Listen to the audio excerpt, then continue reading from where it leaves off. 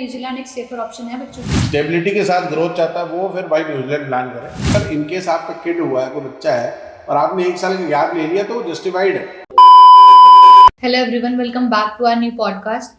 तो आज की वीडियो उन स्टूडेंट्स के लिए है जो न्यूजीलैंड के लिए प्लान कर रहे हैं और जानना चाहते हैं कि 2026 में अगर वो न्यूजीलैंड जाएंगे तो उनके लिए कितना इफेक्टिव है, अप्रूवल रेट्स को देखते हुए, वीजा ट्रेंड्स को देखते हुए, और कितना वो सेफर ऑप्शन है। तो इसी के साथ हम अर्पित सर से बात करेंगे और जानेंगे कि न्यूजीलैंड कितना सेफ है। सर कैसे हैं आप? बहुत बढ़िया जी, बहुत बढ़िया। तो चलिए सर, बच्चों को डाउट है न्यूजीलैंड के रिगार्डिंग कि अगर वो 2026 में न्यूजीलैंड के लिए प्लान करते हैं तो कितना इफेक्टिव रहेगा उनके लिए? देखो, सबसे पहले मैं अपने जितने भी व्यूअर्स हैं उनको बोलना चाहूँगा कि भाई मेरा चैनल जरूर सब्सक्राइब करो। आप लोग की मेहनत से हमारा जो सब्सक्रिप्शन है वो 1000 के ऊपर पहुँच गया। ठीक है, अब मैं मुद्दे पे आता हूँ। देखो, कंसिडरिंग प्रेजेंट सिचुएशन, अब देखो कई बच्चे 2026 पास आउट है हमारे, उनके कॉल्स भी आते हैं मुझे।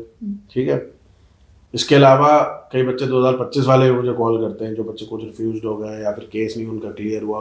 ग्रेजुएशन वाले बच्चे जो 2026 पास आउट वाले, अब दे आर कंफ्यूज्ड कि यार ऑस्ट्रेलिया प्लान तो कर ले, but the current situation, the current political situation of Australia is very negative. Political situation में बोल रहा हूँ, डिसअपॉइंटमेंट मिल रही है बच्चों को। हाँ, मतलब मैं बोल रहा हूँ वहाँ के जो सर्कमस्टांसेस या पॉलिटिकल इंस्टेबिलिटी है टुवर्ड्स इमिग्रेंट, पॉलिटिक्स स्टेबल है उनकी, बट जो हमारा कंसर्न है वो तो हम इमिग्रेंट्स के लिए है, जो बच्चे स्टडी वीजा के लिए जाते हैं, तो उनके लिए वो थोड़ी नेगेटिव है। ओवरऑल भी नेगेटिव है जो भी इमिग्रेंट्स उनके लिए। अब उस सिचुएशन में बच्चे क्या करें? अब बच्चे का अल्टरनेट ऑप्शन ढूंढ रहे हैं, दैट इज न्यूजीलैंड। अब जो ऑस्ट्रेलिया जा रहे हैं उनके लिए बेस्ट ऑप्शन न्यूजीलैंड ही है। ठीक है, अब न्यूजीलैंड क्यों अच्छा है वो बच्चों को समझने की बात है। देखो, कोई भी इंटरनेशनल डेस्टिनेशन ऐसा नहीं कि तुरंत फेवरेट हो जाती है। ठीक है, अब सरकार जो एजुकेशन डिपार्टमेंट है, होम अफेयर्स है, इमिग्रेशन है, वो बहुत सारे अनाउंसमेंट करता है इंटरनेशनल स्टूडेंट के लिए कि भाई ये हमारे पैरामीटर्स हैं, हम इंटरनेशनल स्टूडेंट के लिए ये बेनिफिट्स दे रहे हैं, हम अपने इंटरनेशनल स्टूडेंट को post graduate work permit extra दे रहे हैं। या फिर एग्जांपल मैं लेता हूँ, जो हमारी ट्रेड होती है, डील होती है, ठीक है, इंडिया और न्यूजीलैंड के बीच जो हमारा MOU साइन हुआ है, जो क्या कहते हैं होम अफेयर्स का, उस पर बहुत सारी डिस्कशन होती, उस पर बच्चों का सिनेरियो क्रिएट होता है कि अब हम ये डेस्टिनेशन में बच्चे को पढ़वाएंगे या फिर बच्चे उस जगह ट्राई करेंगे जाने का। ठीक है, तो चलिए सर, अगर मैं मास्टर्स डिग्री पे फोकस करके चलती हूँ, ठीक है, तो मास्टर डिग्री के बाद बच्चों को कितने साल का पोस्ट स्टडी वर्क परमिट मिलेगा? क्या PR पॉइंट्स मिलेंगे? मतलब इसका क्या चांसेस, वीजा का चांसेस बच्चों पे पड़ेगा? ठीक है। देखो, जो बच्चे मास्टर्स करने के लिए जा रहे हैं न्यूजीलैंड, मास्टर्स करने के लिए जिस दिन जब आप मास्टर्स कंप्लीट कर लेते हो, irrelevant of the duration of the masters, ठीक है, आपको 3 साल का पोस्ट ग्रेजुएट वर्क परमिट मिलता ही मिलता है। ठीक है, इसके इसके साथ साथ आपको जो आपने मास्टर डिग्री कंप्लीट करी है उसके 6 पॉइंट्स मिलते हैं PR के। ठीक है, एंड न्यूजीलैंड की PR ही, मतलब PR जो है वो दैट इज 6 पॉइंट्स। 6 पॉइंट पूरे करो और PR अप्लाई कर लो। ठीक ऐसा नहीं PR अप्लाई कर लो, थोड़े और पैरामीटर वो भी फुलफिल करने हैं। मतलब जो पैरामीटर वो 6 पॉइंट्स का ही है, और जो आपकी मास्टर डिग्री वही 6 पॉइंट देती रही है। पार्ट टाइम वर्क राइट्स भी इंक्रीज हुए। वो तो पहले ही हो चुके हैं। चलिए मैं वो भी एक्सप्लेन करता हूँ। मैं थोड़ा पुराने जो मुद्दा वो रह गया मेरा, मैं वो भी कंप्लीट करता हूँ। जो बच्चे अगस्त 2026 के बाद अपनी मास्टर्स कंप्लीट करेंगे उनके लिए है। इसके अलावा आप देखो, उनका ये अभी नवंबर 2025 में पहले वहाँ पे वर्किंग राइट्स थे 20 घंटे के, ठीक है, पर वीक। अब वो बढ़ के 25 घंटे पर वीक हो गए। अब आज की डेट में जितने भी इंटरनेशनल डेस्टिनेशन है जहाँ पे बच्चे पढ़ने जाते हैं, ये मैक्सिमम है किसी भी कंट्री का। ठीक है, ठीक है, अब ऐसी जब चीजें होती हैं तो it means that country is welcoming international student. But जब भी मैं वेलकमिंग की बात करूंगा, जब भी इंटरनेशनल स्टूडेंट की बात करूंगा, तो मैं हमेशा ये जरूर बोलूंगा कि देखो, जो भी कंट्री इंटरनेशनल स्टूडेंट को वेलकम करती है वो कहीं ना कहीं बहुत सारे पैरामीटर भी सेट करती है। बिल्कुल। एलिजिबिलिटी पैरामीटर भी सेट करती है, चेकिंग पैरामीटर, स्क्रूटनी पैरामीटर, वो सारे आपको फुलफिल करने ही पड़ते हैं। तो चलिए सर, ऐसी कोई अनाउंसमेंट भी हुई है न्यूजीलैंड एम्बेसी की साइड से कि जो उनकी जो ग्रोथ है उसको वो इंक्रीज करना चाहते हैं? देखो, ये अनाउंसमेंट अभी की नहीं, पुरानी है, मैं फिर भी बच्चों को एक्सप्लेन कर देता हूँ। लास्ट ईयर जुलाई में अनाउंसमेंट हुई थी कि जो उनका जो क्या कहते हैं इंटरनेशनल एजुकेशन है, वो जो मार्केट है मैं आपको बोलूँगा दैट इज $3.4 बिलियन। ठीक है, करंट लास्ट ईयर 2025 में। अब वो ग्रेजुअल इंक्रीज कर रहे हैं।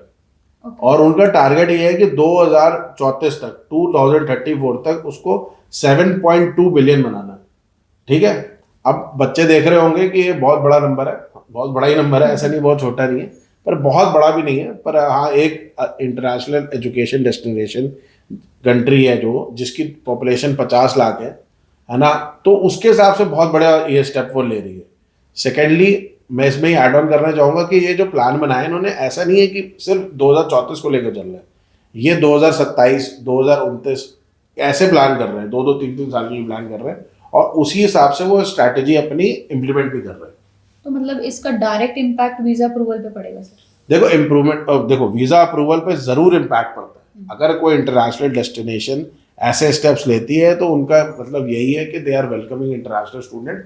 वीजा ज्यादा आएंगे, बट मैं फिर बोल रहा हूँ डॉक्यूमेंटेशन में कोई कमी नहीं होगी तो वीजा जरूर आएंगे। तो चलिए सर, लेकिन पहले ऐसे होता था जैसे कि बैचलर और मास्टर वालों का फायदा था, हाँ जी। लेकिन कुछ डिप्लोमा वाले बच्चे भी ऐसे हैं कि अगर वो irrelevant of their previous education से जाते हैं तो क्या उनको वर्क राइट्स मिलते हैं? हाँ जी, हाँ जी, अभी रिसेंटली अनाउंसमेंट आया हुआ है और इम्प्लीमेंट भी हो ही जाएगा, हाल फिलहाल में इम्प्लीमेंट होने वाला है ये, कि जो बच्चे यहाँ से एग्जाम्पल लो, बच्चा कोई 12th पास है और 12th पास करके वो डिप्लोमा के लिए जा रहा है, लेवल 5 के लिए जा रहा है या लेवल 6 के लिए जा रहा है, तो इररिलेवेंट ऑफ देयर मतलब क्या कहते हैं फील्ड, जैसे कोई जो डिप्लोमा वो ऑप्ट कर रहा है वो ग्रीन लिस्ट में नहीं आता, ग्रीन लिस्ट है वहाँ पे, स्किल्ड ऑक्यूपेशन लिस्ट है वहाँ की ग्रीन लिस्ट, अगर उसमें नहीं भी आता तब भी आपको मिनिमम 6 मंथ्स का वर्क परमिट मिलेगा ही मिलेगा।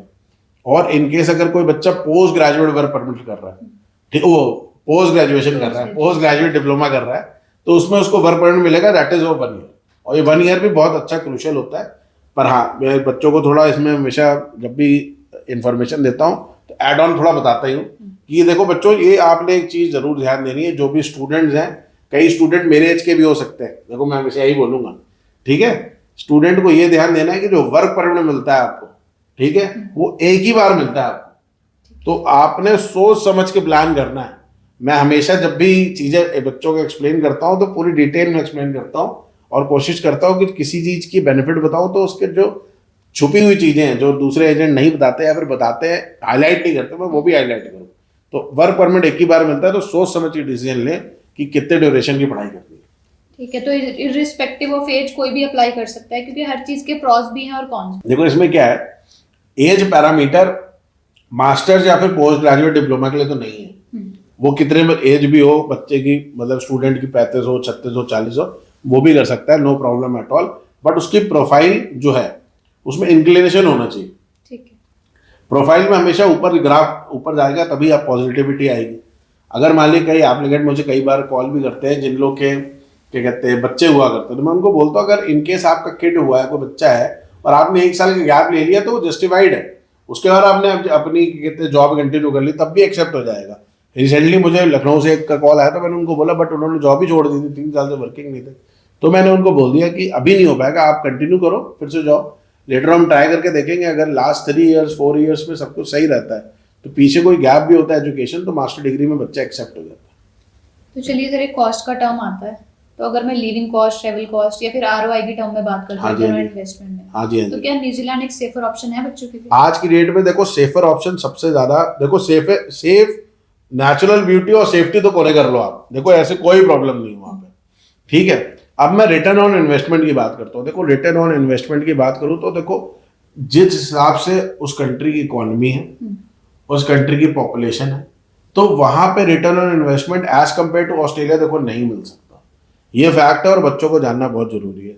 देखो ऑस्ट्रेलिया की इकोनॉमी बहुत बड़ी है, ऑस्ट्रेलिया की जो पॉपुलेशन है दैट इज 3.5-4 करोड़ के आसपास है, और एज कंपेयर टू अगर मैं न्यूजीलैंड की बात करूँ तो बहुत कम है, पर अपॉर्चुनिटी वहां पे भी बहुत ज़्यादा है न्यूजीलैंड में भी, ठीक है, क्योंकि कैंडिडेट इतने ज़्यादा वहां पे आते भी नहीं है।